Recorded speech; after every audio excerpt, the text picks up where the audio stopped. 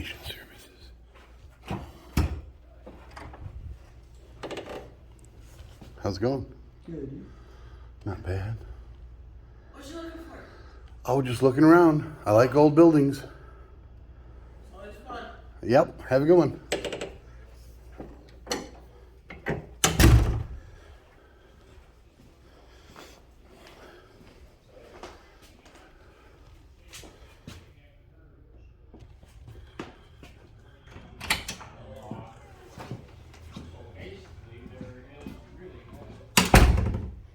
How's it going? Pretty good. What kind of meetings going on in there? We have a kind of a law meeting, common law. Okay, cool. Right on. What you part of? I'm an independent journalist. Oh, you are? Yep. Yeah, we've been here because of all the corruption in our whole system. Right. There's a lot of that. I've been involved in it now for almost 30 years directly Okay. because I had a Ionia County deputy bust into my house and assault me with pepper gas, and my 12-year-old son at the time with pepper gas of December of 1995. And it was because I had old cars in the yard without plates. Are you serious? I'm serious. It was- Yeah, that's way overextending their lawful and then abilities. The warrant that they backdated, I can show you that they backdated it, and the warrant that they backdated was a misdemeanor warrant based on a county ordinance signed by a district court magistrate who was a retired state trooper.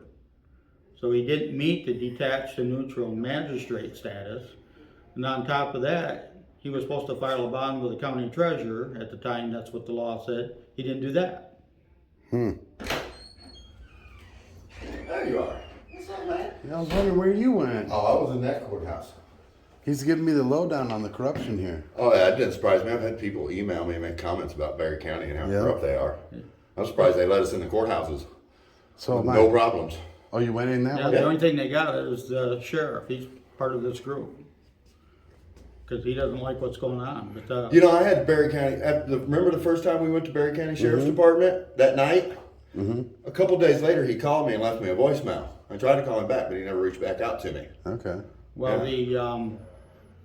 the whole court system in Michigan is It's a totally joke. unlawful. Oh, it's Oh, a yeah. total joke, yeah. And the reason I say that, like Berry County, they've got this unified court system. Mm-hmm.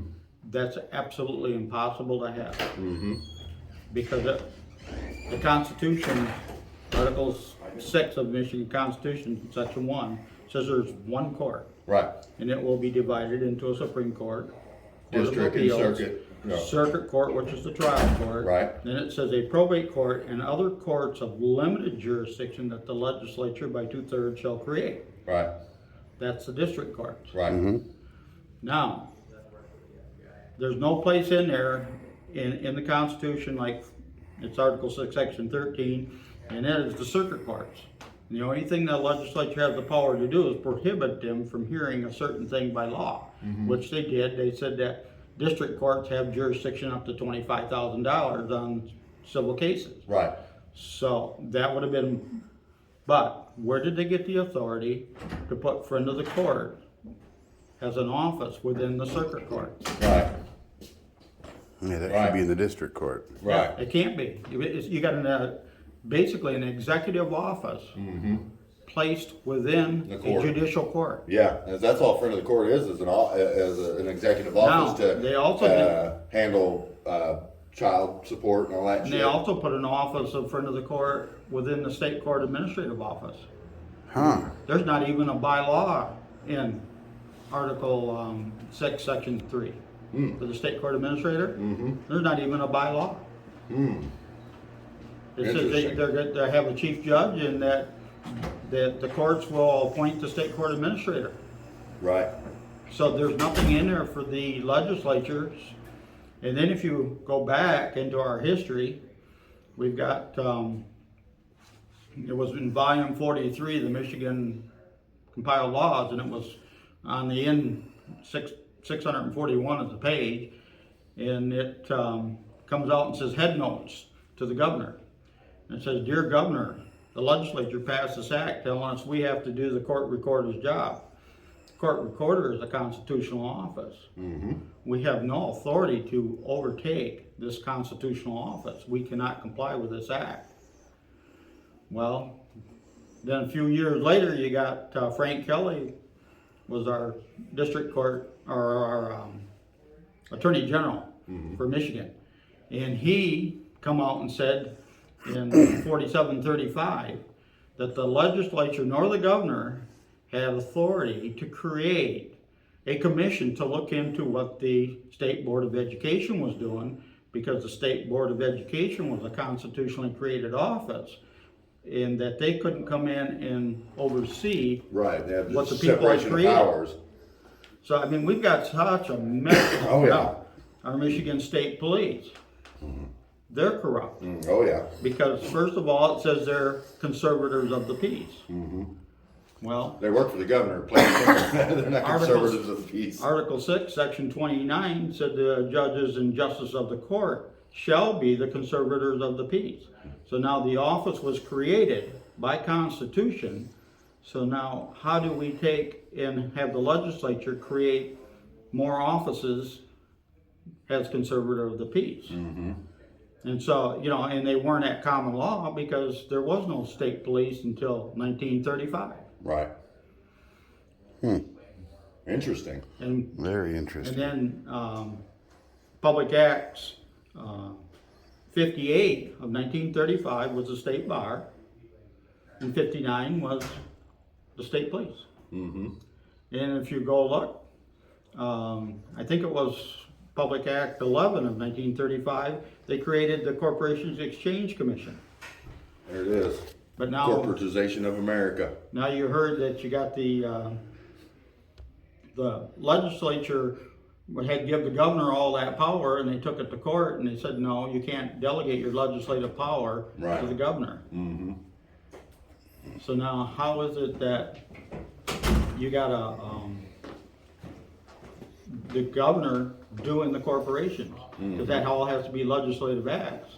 And if you don't believe me, go look at 8.3R of the Michigan Compiled Laws. Because it says, every act of incorporation shall be deemed a public act. And then got a few other, but how do you deem a public act? Right. Yeah, they're crooked. Courts are crooked. State police are crooked. The judges are crooked. They're all about corporate law, not the Constitution, not common law. They just, you know. No, I've been fighting with Lamar Corporation because there was a billboard on my property. And first they took me into the circuit court, and I finally got that circuit court judge to admit he didn't have jurisdiction. But the district court, Raymond Vogt, who was running for office, by the way, for Court of Appeals, he's no good. And I kept asking him, where did you get jurisdiction here? That's because by court rule, the circuit court judge, when he transferred that case out, it took 7 months, but he transferred it down to the district court where it belonged because of the $25,000 thing. Right. And they had 28 days to pay the filing fee in the lower court. He couldn't waive it because it says he must order the plaintiff to pay it unless they could prove indigency, and Lamar Corporation's worth $10.7 billion. Right. So there's no indigency in all their little phony corporations. And so they couldn't prove this, and they didn't pay it. And I filed a motion and said, you got to dismiss this because the court rule says so. He wouldn't dismiss it. He let them pay the filing fee 23 days after the deadline. Oh, wow. Sounds about right. Sounds about right. And now he's ruled against me on a motion for summary disposition when I paid for a jury trial, and he sat right there and said, I don't see any facts in dispute here. Well, the jury's supposed to determine the facts. Right, not you. Wow. These judges got it in their head, man, that they're somebody. You're supposed to administer the law, and you're supposed to act as a mediator between prosecution and the defense, or plaintiff and defendant. You're not supposed to put your bias in there. And these judges do. They throw their bias in there all the time. All the time. So, and then And then our hands are tied, there's really nothing we can do. as we've been going, actually, we don't have a lawful judge in the state of Michigan because there is no license. And all you gotta do is read the bar statute. Now, they don't like you to read them, but it says that first, a state bar is public body corporate, and its membership of which shall be those who are now licensed. Now licensed, that means before the act was created, there was a license. Right. Or hereafter licensed to practice law. There is no license. Right. The state doesn't issue a license. No. They got their bar card. Yeah. But how do you get the bar card without a license? Because it says the membership has to have a license. Right. You go back into the old laws, and I finally figured it out, that they had to go in front of the Supreme Court or Circuit Court judges to be licensed to practice law. And they had to swear on the record that they would protect the Constitution and everything, then go sign the paperwork with the clerk. Right. That's how they became licensed. They're not doing that Because, because, yeah, they become a sworn officer of the court. yeah, and of course, the bar is a corporation. So there again, now the legislature stuck a corporation under the Supreme Court's authority. Yeah. How do you They do do that? So the whole system is so broke, and how do you fix it? Because everybody these judges are all part of it. Yeah, and they're going to preserve themselves in their offices before they would, look out for the people on the law. And if the people don't, know what's going on, Yeah, the people are dumb to it. They don't know. They can't say and nothing. they're definitely not educating them anything in school anymore. God, no. They barely even mention the Constitution in school anymore. Are you a man or Yeah, right. That's what they're more worried about. Are you a Right, boy or a right. girl? You can be whatever you want to be. Yeah, And then teaching them, What pronoun children, are you? What pronouns? Teaching them sexual acts and. Public schools are a joke. Oh, you can't believe all the stuff I've gone through. Oh, I can believe it. I can believe it. Hi guys. Hey, how's it Do going? you need 4-H at all? Or? No, we're no, sitting there no. talking to Okay, this gentleman. sorry. No, you're okay. Thank you. Anyway, when I sued my state judges for things in federal court years back, I actually got an opinion that said it was dubious of me to expect a judge to follow state law. Wow. Okay. Wow. There is no justice. There is no justice. And when I took exception to that, he said judges violate the law for the benefit of the public. Yeah, wow. Well, I violate the law for the benefit of the public. How about that? Wow, that's crazy. That is That's crazy. absolutely insane. Yeah, so we go around exercising our First Amendment rights to record in public because we're members of the press. Oh, the Second Amendment. Yeah, I'm not armed, but I like the sticker. No.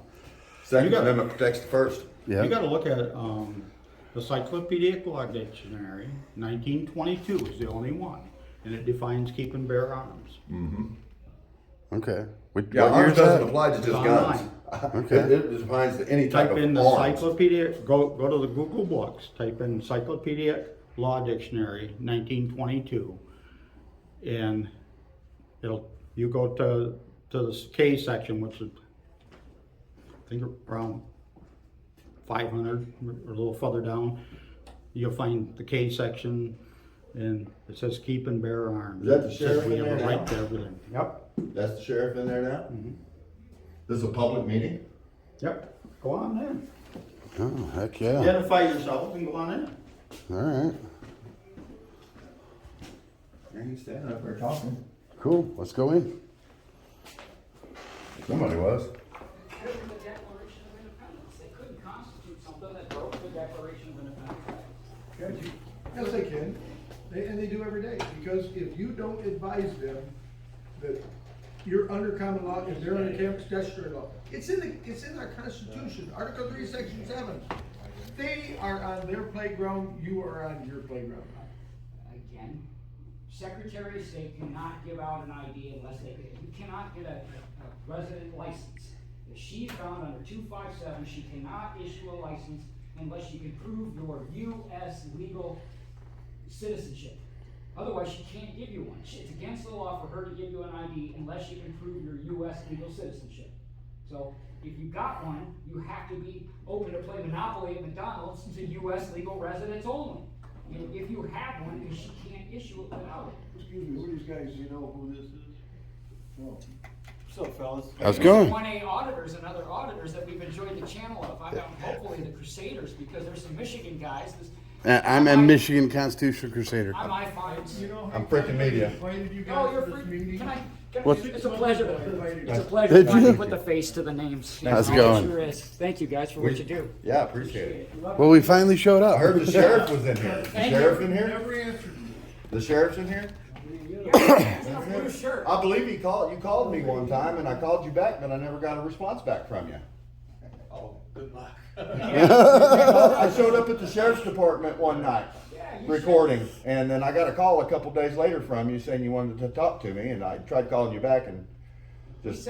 He said if he would have been there when you guys made it. Remember you talked about an auditor coming down when we first brought up the auditors. Like, yeah, one showed up down here. I wish I would have been here. I would have given him a tour. Yeah. Yeah. Yeah, they were trying. It was at night, so but they told us we couldn't go, certain places in the parking lot or whatever, and I didn't really feel like pushing the envelope that night. And it was kind of late, and I was tired, but we've always wanted to come back during the day.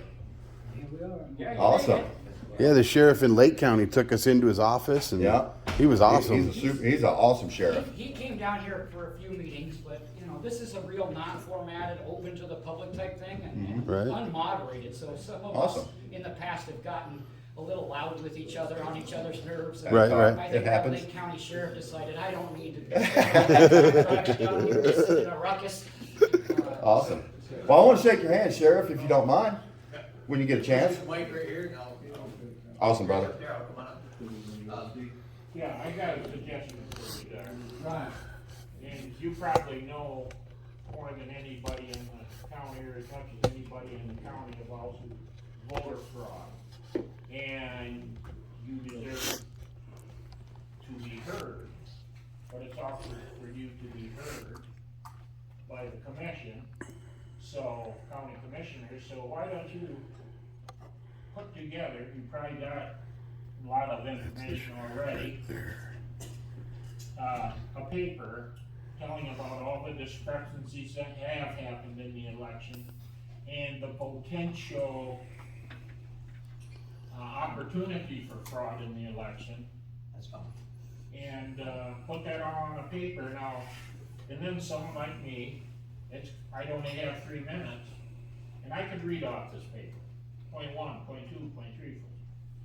And when my 3 minutes are over, I undoubtedly will not be done, but another person could pick up where I left off, and he could read it. But the county commissioners need to hear the other side of the story. And you would have the opportunity through other people to present it to the county commissioners. Think that's a good idea, Yeah, eventually, eventually? yes, and that'll happen. I'll plan on doing a regular presentation Oh, and just okay. showing it, the charts and everything that have been given to me, and then some of the videos of these guys doing the actual, going through, testing the machines and stuff like that. And it's kind of funny, because you'll read, the law, it says it's gotta be a third party, it cannot be, these machines cannot be viewed by an unauthorized third party. Well, who authorizes them? So, plus, when you suspect the parties of possibly being involved in the fraud, why are you gonna ask them to, why are you gonna ask the fox to watch the hen house there, right? And so, like a clerk there in Irving Township, she had full authority to do what she had done, because when you start looking at the big picture of what she was looking at, yeah, she had a lot of suspicion there. And So you said it's coming up though, but so is November, it's coming up really fast. yeah, well, I don't think we're gonna have anything actually being able to lay out before November, and that's just easier with this. We had month of August, we were getting something new in every day, and I got one investigator, and anything gonna fall up in this, gonna fall up in that, and, well, holy cow, you know, we can drive all over here to get a statement from this guy. Yeah, so, yeah, there should have been a task force November 4th of 2020, law enforcement. They blew it downtown Lansing. There's a problem with your logic, Mike. What's that? Because the county commissioner boards have a tendency to basically shun the public comment as much as possible. It took me years just to get them to remark that I did comment on them tearing that building down, but they would never include any information how it was gonna cost $300,000 of taxpayer money to actually get rid of that building when they could have used it elsewise. They won't do that, and the papers, the Greenville Daily News is the only one up there now. And this young guy came in, and this is kind of a funny story. So I started talking about that and everything, and he's really interested in what I was saying. I says to him afterwards, I says, "You're not gonna be able to print any of that." He looked at me and he said, "Well, why?" He said, "This is public." I said, "Yeah." I said, "I don't care if you print it, but I guarantee you, your employer is not gonna let you print it." He came back a couple weeks later and I was there, and I said, "Well, did you get to print it?" "No," he said, "they wouldn't let me print it." So they're shutting off everything except that they can't shut off what you put on the actual, you have to be there to speak directly to the idiots. You can't talk to them as public because they bifurcate that public comment from the rest of the meeting. Well, verbally, they're gonna hear you, and the public's gonna hear you. Yeah, but how much public is there? Cause most of the time, when I've been in Ionia, I'm the only public. And if there is anybody else sitting back there, it's public officials that weren't really on the agenda for the day, but they came in just to see what was going on. So it's never gonna work. Let's go. I mean, Steve, because Matt. basically they don't hear you, and they don't care. Because as much as I showed them how stupid it was to tear that building down, it's gone. Freaking media. FRIC. John seen it, it's level And I'm to a pile of rubble. Crusaders. Talking about the control and public speaking, Adam's been a huge share on that.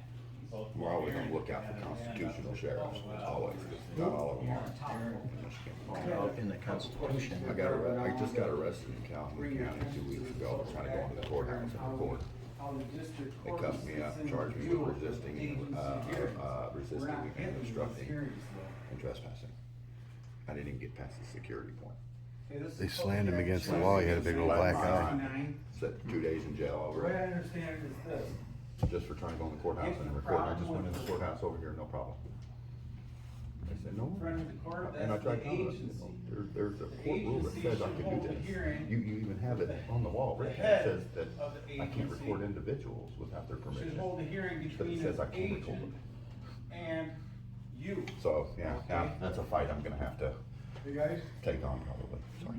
And this, Sorry. this hearing goes on between you and the agent, pulling out, testimony and facts from both of them. And then the head of the agency makes this decision whether to create a final order. The final order is whether to take you to court or not. So, if the head of the agency through the hearing figures out that you're right, then they don't take you to court. But if they find out through the findings of facts, they get all the findings of facts from the agency and the agent and you, and then they make their conclusions to law. Okay? The conclusions to law, if he finds you're innocent, it's over. If the head of the agency thinks that you're guilty in some way, he makes the decision and does the final order. The final order is to take you to the district court. When he takes you to the district court, the district judge is supposed to review these facts. And that's it. But who gets the hearing, who gets the agency hearing? So now slow down, Ken. So I went to a court and I asked the judge, do I stand innocent before the court or guilty? He couldn't answer. Because if he said I stood innocent, then there was no decision of my guilt here in the agency hearing, it didn't take place. If he said I stood guilty, what am I doing in court? So, right there it is, section 85, 285, it's chapter 24, 285. The final decision or order of an agency in a contested case shall be made within a reasonable period of time in writing, stating in the record, and shall include findings of facts and conclusions of law. Now, the final order is what the district judge reads. There's no testimony happening in that district court. He's just supposed to review what happened in the agency hearing. But when they drag you into court, they go right past the agency hearing. But the big part is the findings of facts and conclusions of law respectively. The findings of facts shall be based exclusively on the evidence and the matters officially noticed. Findings of facts as set forth in the statutory language shall be accompanied by a concise and explicit statement of the underlying facts supporting them. If a party submits proposed findings of facts that would control a decision or order, the decision or order shall include a ruling upon each proposed finding. Each conclusion of law shall be supported by authority or reasoned opinion.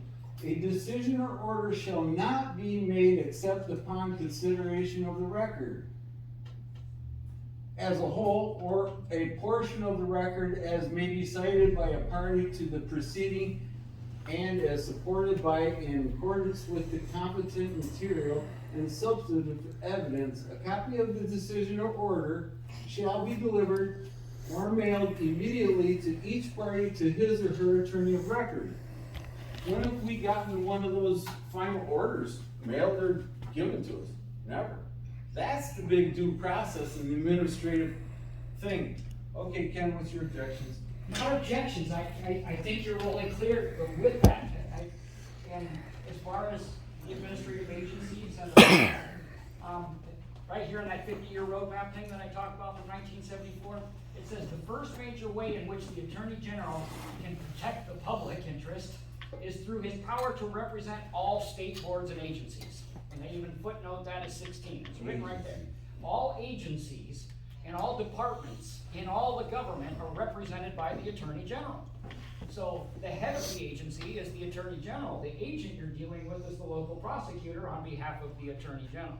Now, they took me directly into district court, and instead of referring it back to friend of the court, the agency that's supposed to work through all these final orders to gather the facts, which are your evidence, and then form a conclusion. So like Andy and I were just going back and forth. Title 18 says this.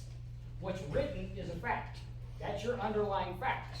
And if you want to present more and more and more through affidavit, you have to put in the facts. The fact is, this is what Title 18 says.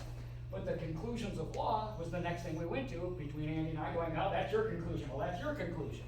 So each party here, either at friend of the court or potentially in district court, will be making statements of facts. Again, these are the codes, these are the laws as written, and we make our own argument to the court as to what they should mean. But the court has the right ultimately to determine the conclusions of law, and that's what they give, and we learned this in Adam's case. They give the jury instructions as this is what the law says. And the people have to take the conclusions of law from the judge. The people only get to decide the facts. Now, in a lot of cases, the facts are that Section 85 says that, but your conclusions as to what you think they mean are different than what I think they mean, and that's why, again, we need a judge to tell us what they mean. So for me, I got drugged straight into district court on a motion to be sued, bypassing the whole administrative agency of friend of the court, and then because the judge wanted to punish me, in my opinion, and didn't like me, he never sent anything back to friend of the court to find out more facts and evidence. He just made a ruling right then and there. That's more recently, as we move forward. This is an administrative order out of the district courts way back 10 years ago. That's not out of the district court, that's out of the agency hearing. I never had an agency hearing because the court never directed us to friend of the court to gather facts and evidence to have an agency You hearing. should have been in the district court then. Well, if I drag you into district court on a claim, you better show up, otherwise we're just gonna rule and adjudicate against you. Well, I might show up before. And so when the judge doesn't go and send you back to friend of the court to find out, you might have other offspring that you're taking care of, or other responsibilities, duties, and obligations. He makes an imputed income ruling because he didn't like what you said, and his judgment is standing, and now you get sent back to friend of the court to administer his ruling without even meeting an administrative agency. And That's out of order though. That's out of order. that's out of- That's your interpretation, let me give you mine now. The findings of facts, what if you're the wrong person? Or whatever your defense is. They're not even giving you a chance to argue your point or your side of the law or who you are, what you are, your standing, your status, or any of that stuff at the district court. It's all assumed. But the findings of facts are the rudimentary elements of the jurisdiction that bind you to the district. But without that final order, you shouldn't even be in the district court. Again, if you have a US legal presence, an ID, a resident, I mean, I can show you the paperwork, it says because you have a contact with the state of Michigan, because you're a resident, there is sufficient jurisdiction, there's enough points of contact to Michigan to assume control over you, jurisdiction over you. You have a commercial entity residing in Michigan, and it's the US legal presence, which is District of Columbia. That's why we have DC courts in every county. But if you ask for who's got a claim against you, there's no common law jurisdiction. I agree with the who's got a claim against me, because we've been through that before, and we've been done over 20 years. But they ignore that question of who's got a claim against you, and they begin to address you in your commercial corporate US capacity. Mr. Nash, Mr. being a situation of title, a statement of title, and they're reading off a homonym. And so, if you have a US legal presence, you're a District of Columbia resident. And if you don't? Apparently, that doesn't matter either. They're gonna drag you in there, throw you in jail, At least you and make the force record, you into at it. least you make that record for appeal. Again, actions, I think, speak louder than words. So by Right. not signing for 10 years, by not giving a name when they wanna book you, I mean, think about that. In your jail, I imagine that you have a big sign there that says booking fee, $12 for being booked. I mean, that there's some charge for being booked. And it also says that if you don't pay the $12 booking fee or whatever amount, it's a civil infraction. I sat there the whole time, that last time I was in jail, going, how can I book? I can't pay the fee, I can't earn the currency, and I certainly don't want a civil infraction for doing it. It's like booking is even a commercial offer. But the point I'm trying to make here is the findings of facts and the facts and the conclusions of law don't always go back to an MCL or some site of law. Well, okay, findings of fact, right, is if you wanted to present another statute or code, or as they said, opinion, right, which are authorities. Authorities first listed on all filings are court cases, and that's what their opinions are. So before I would ever give them a statute, I would, like we did with the local cases here, you give them the very word of the court as the authority, because that's their authorities and opinions. It's a fact that the court said that But they 750. still ignore it, that's, Yeah. the point we're getting at, because they did it in my case, obviously, was they bring. Alright, so what's your facts defense on the not fishing thing? adjudicated that On the they fishing say thing, that. okay, so I'm charged with taking an aquatic species without a license. But we know Craig Davalos, who sued the governments in federal court, 6th district, had no address. And because he has no address, he cannot get an ID. It is against the law for the Secretary of State to give a man an ID without an address.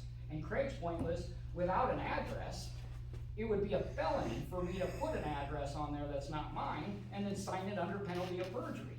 And so the judge basically told the sheriff and the director of public safety and everybody else that no, he's not having the law changed or trying to have the law changed. What's happening is the policies of DNR in my case, or the sheriff down in Ohio in the 6th district where he got pulled over, was violating his constitutional rights. The judge even said in his case, what you're doing is unconstitutional as it applies to him. So here, I've been homeless for 10 years. I don't have an address, and so I was out. Okay, hold it right there. Those are the findings of facts that should come out in the agency hearing before they even charge you in the district court. Now, in the district court, you can get the video file for that when they took me. You know, that was all done on video. And Tom something or other was the guy, and that's where, can I have your name? Can I have your name? And he finally said, Tom Huff. And then everything I did was ask him a question, including, you know, how can I pay it when Federal Reserve notes don't aggregate to payment-only discharge? Well, I didn't know about that. Well, aren't you the one bound to know the law, not me? So there's several questions that I went through with him, and eventually, he even asked me if I understood, and I even made a statement. How can I? And no, I don't. He turned around and says, well, I'm gonna let you out on your OR bond. Well, how when I don't have an address and you can't serve me? You're gonna show up. So what I'm saying is through the Administrative Procedure Act, it's all statutory because there's no damage, no injury, no common law thing.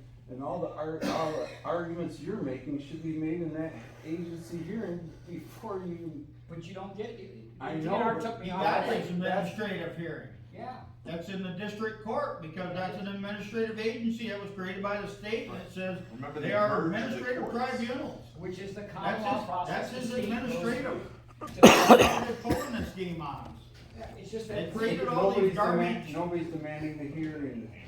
they created all these garbage, little systems and all these administrative agencies, and they keep dumping them out on us, like the bar is an administrative agency, but where's it set? It sits in the Supreme Court. I'm saying that this is the procedure, not the policy and customs we're faced with. Right, but the problem is they don't follow that law no more than they follow any other law. And we're not doing, if they're supposed to use their district court for an administrative proceeding to validate their claim, their complaint, they have probable cause to bring you into an actual court, the circuit court. And so again, we have that opportunity to do the same common law process that the state has to follow in building a case of evidence. So if this group decided to summon the DNR officer who took me off the lake that day, and he chose not to show up to a jury investigation and common law proceeding of my administrative process from my republic, then all the evidence that we would gather in our administrative process, similar to their agencies and their district court, would be as valuable when you made it to circuit court, because it's you against the state. It's just that we don't do administrative process. So Dar, how do we go into court and know we're not crossing the bar? How do we stay in, how do we stay in the common law? How do we stay in the common law in that courtroom? How do we stay in the common law in our paperwork? Well, we had, I don't know, that's part of the reason why I'm here, I was here to listen to you guys. I talked to Brent Winters quite a bit on stuff, like if you want we talked about today about a jury trial on, civil, anything more than, was it $20, I think is what it says essentially. Yeah, and, he come right out and says, if you don't say that right up front that you want that jury trial, you are considered to waive it. And he said that shouldn't matter. It does. No. It's in the Constitution, but anyways, go ahead. Yeah. So, anyways, he said if you don't say it right away, you are just kind of assume that you are waiving it. And then I pointed out that, hey, either side can demand that jury trial. And in Michigan, that's what it says, Article 1, I forgot what section it was. 14. 14, yeah. Article 1, Section 14. And the suits in the, I forgot how it reads, but anyways, it says either side can demand that jury trial. So, I'm not sure how that would work with the common law, because that one's pretty much spelled out. Well, can you find that out? Can you get us a determination? You got an attorney. I mean, we're walking into, you know, The whale's Michigan mouth. Constitution says jury trial shall remain, but in all civil cases. See you guys, thanks for having us.